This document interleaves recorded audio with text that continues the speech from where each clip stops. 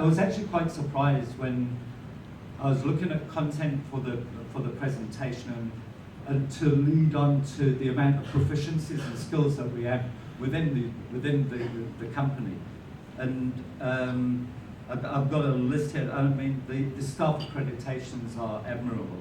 We have business management diplomas. We have contact center management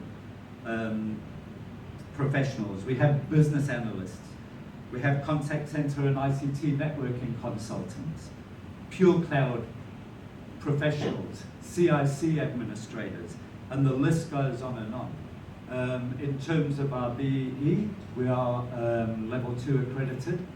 So for those of you that plays a role in, we are quite comfortable with where we are right now.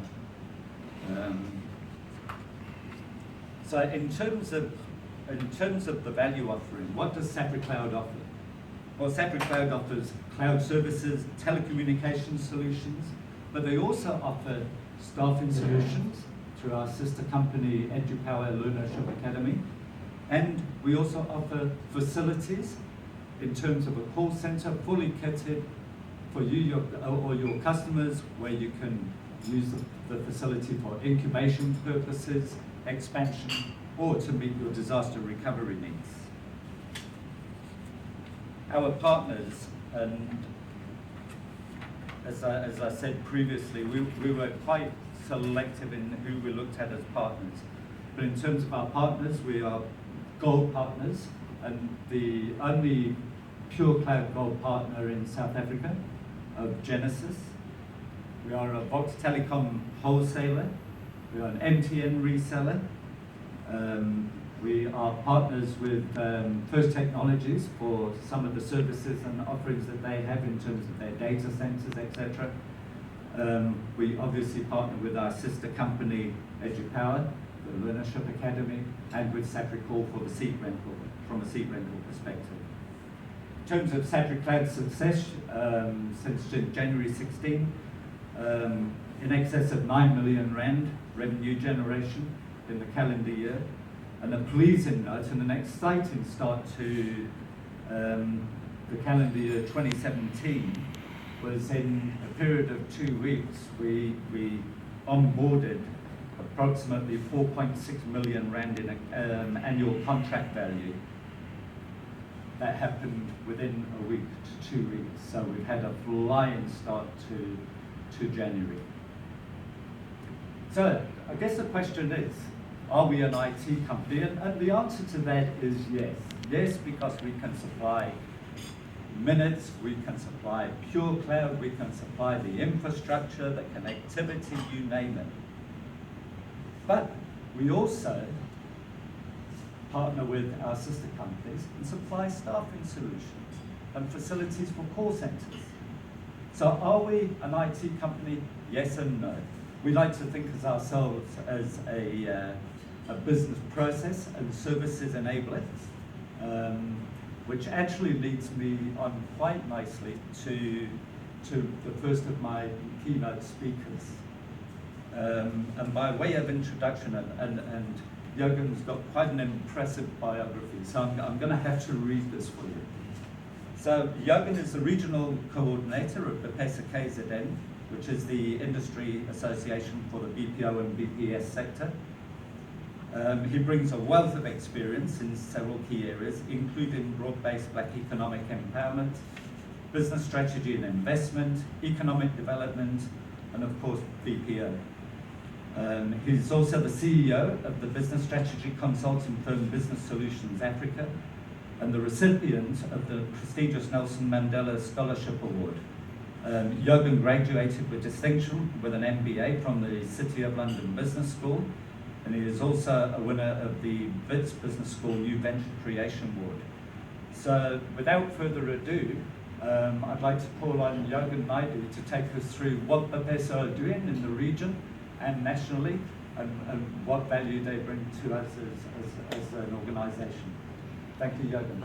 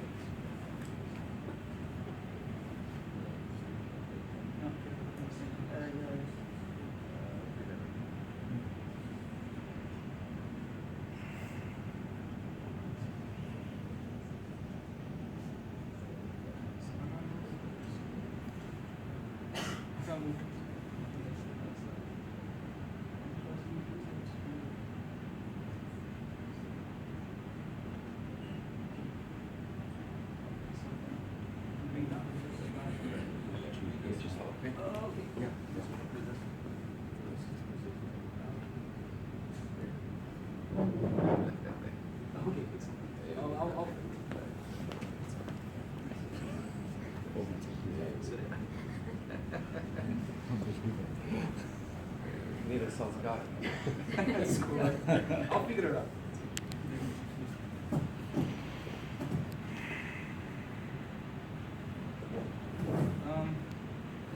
Good morning, everybody. Can you hear me? Thank you, Andy, for the introduction, and thank you to SafriCloud for the invitation and for the opportunity to present on Bipesa. Like Andy says, I'm Yoko Naidu. I just want to do two things. I want to congratulate SafriCloud on the launch, on the great business that they've had in the past few months.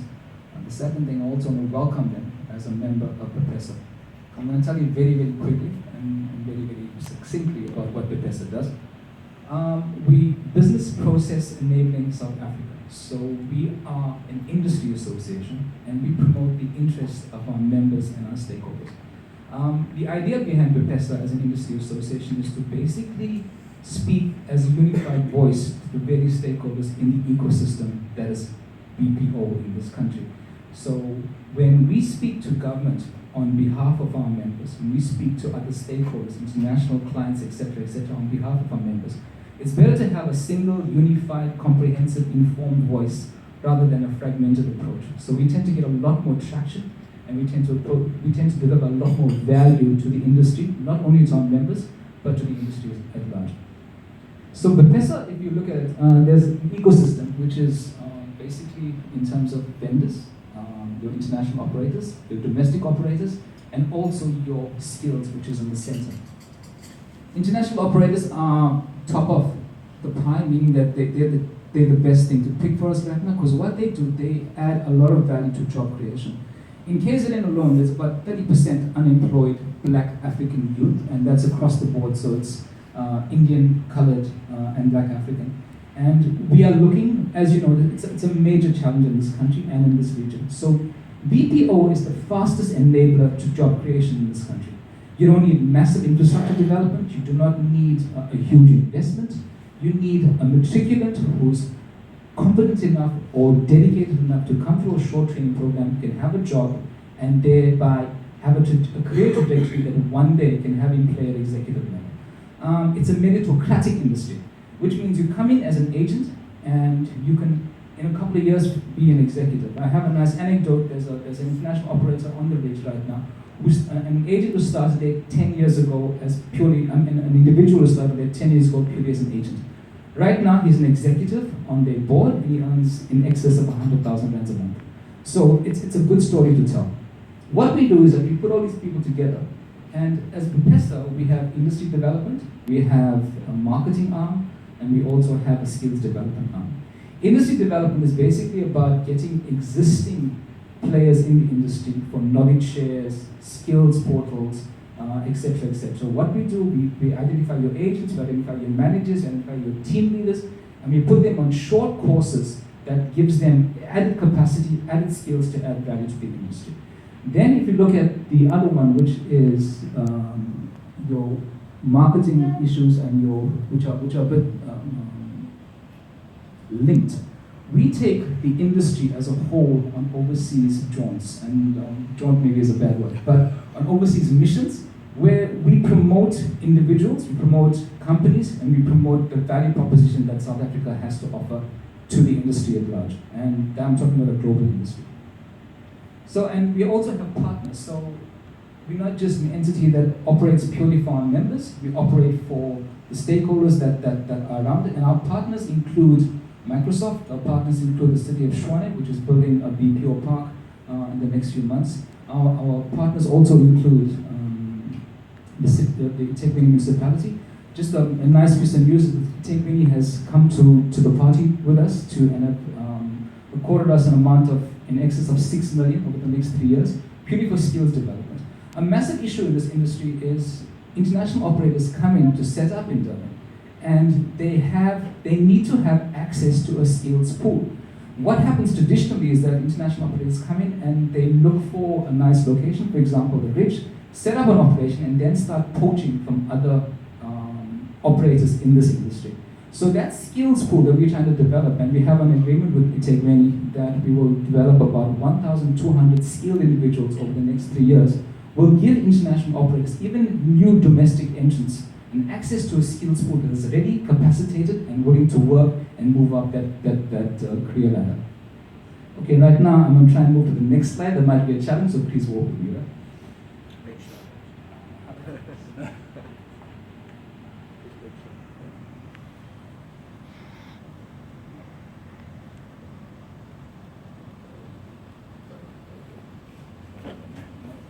Page time.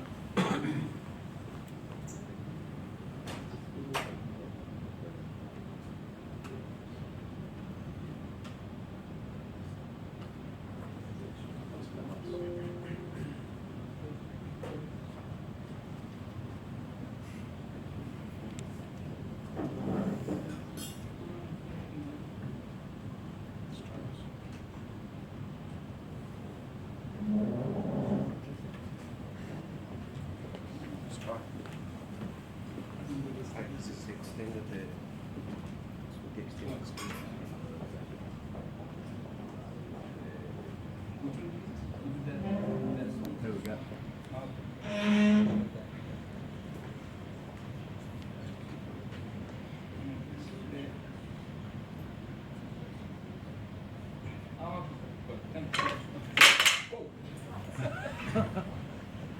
Thanks a lot, thank you. Okay, if you look at the job creation in the international sphere, Durban is significantly behind Cape Town, purely because Cape Town had 10 years ago had a memorandum of understanding and agreement and a significant revenue injection from the city of Cape Town and from the province of the Western Cape into the BPO industry. So much so that when you look at it, you find that Cape Town is now sitting at 18,800 international jobs, and Durban is sitting at 6,500 international jobs. I'm going to speak about the Durban value proposition because I'm the KZN regional coordinator, and what we have is a healthy sense of competition with the Western Cape and with Gauteng. So that means that Gavin Pritchard, the CEO of the Western Cape, has an international operator who's looking for a second location to manage to mitigate their risk. He gives you a call, they come over, we take them around to sites, etc., and they set up a second operation. But what's happening in Cape Town and in Johannesburg is two things. The first thing is that Cape Town, just like Johannesburg, is overheating, meaning that call center agents move from job to job for an X amount of a couple of $100 a month just to move in.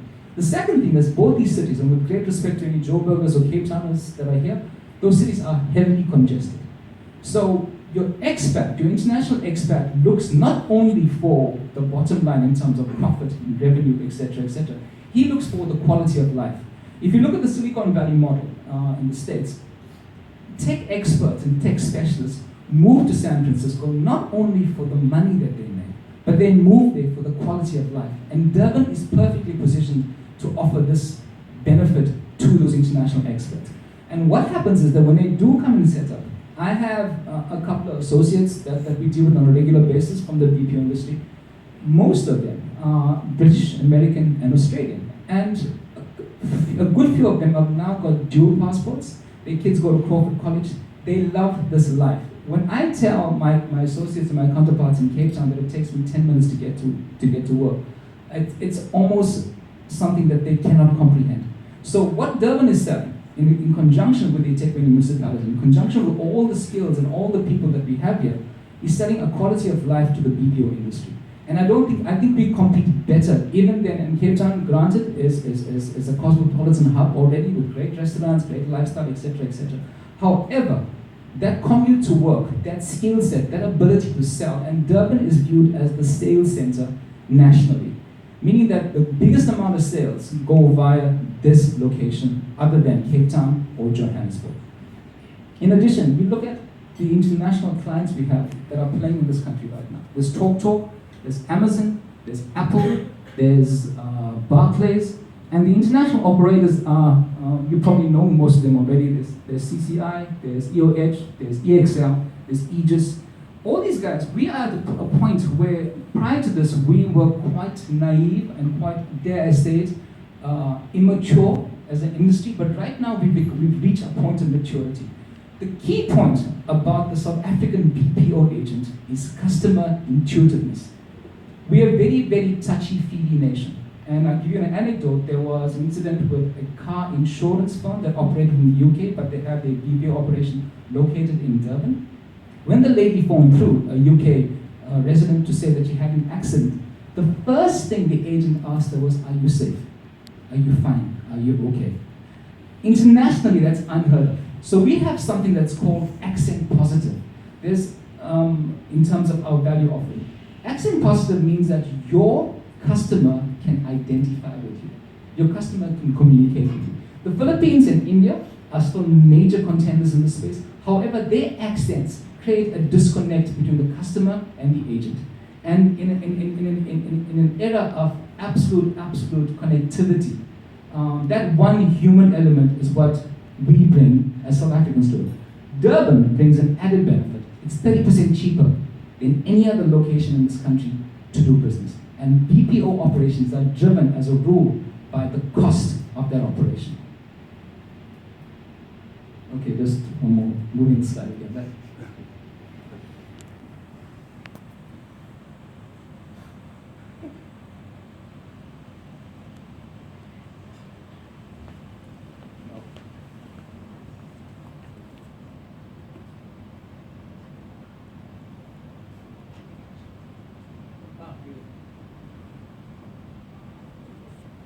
Okay, that's where the jobs are.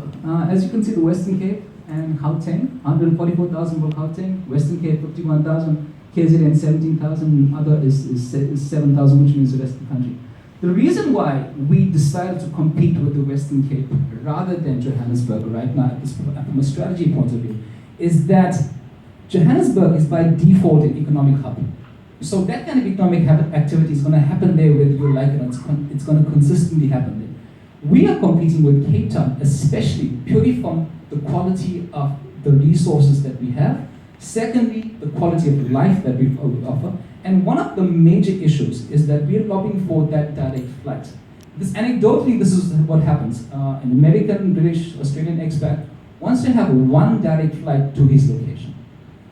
Despite the fact that we have a really world-class airport here called King Shaka International, which I'm sure you're all very familiar with, we don't have a direct flight as yet from London or from any of the commercial centers in Europe or the States. So much so that when a British executive flies down from London to Cape Town, this is more or less the trend. Wednesday, Thursday, Friday, business. Saturday, seeing the sights in Cape Town, going out to party, having a nice meal with his friends and associates, and then flies back to London on a Sunday afternoon or Sunday evening, back in time for work on a Monday morning. So in a sense, we have to compete with that. And there's active lobbying. Like I said, we take Benny's on board right now. We're having very, very healthy discussions with KZN province, and they're very eager about this industry. In addition to that, we have various conversations happening with major developers, property developers in Durban about creating a BPO precinct, which will add great value because it gives us a differentiation in terms of what we offer, not only to the international community, but to local domestic operators that want to set up.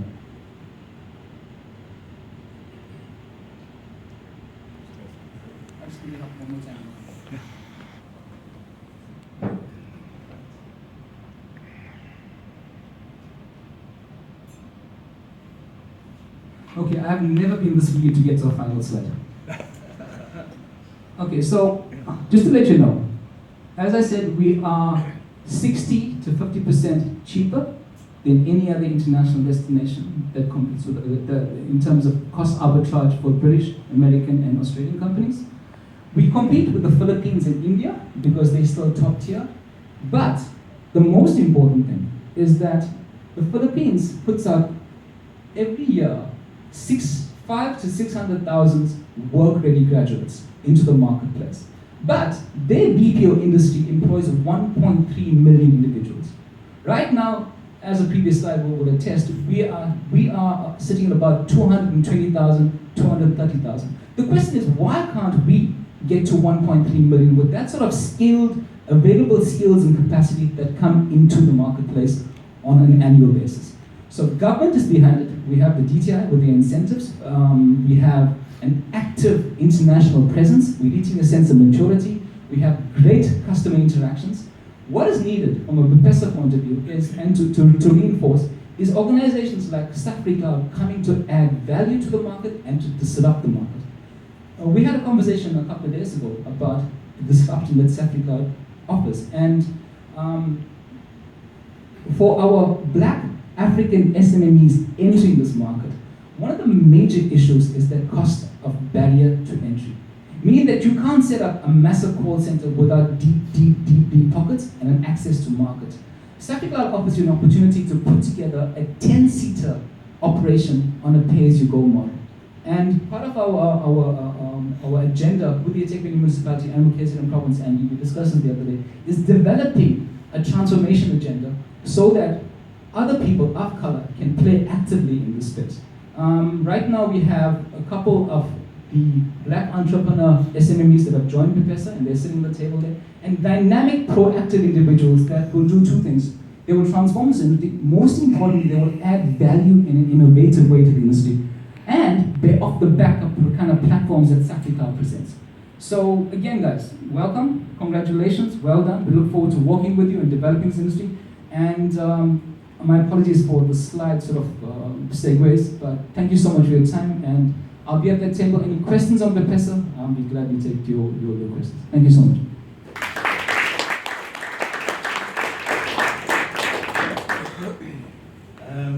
Yeah, thank you for that, Jürgen.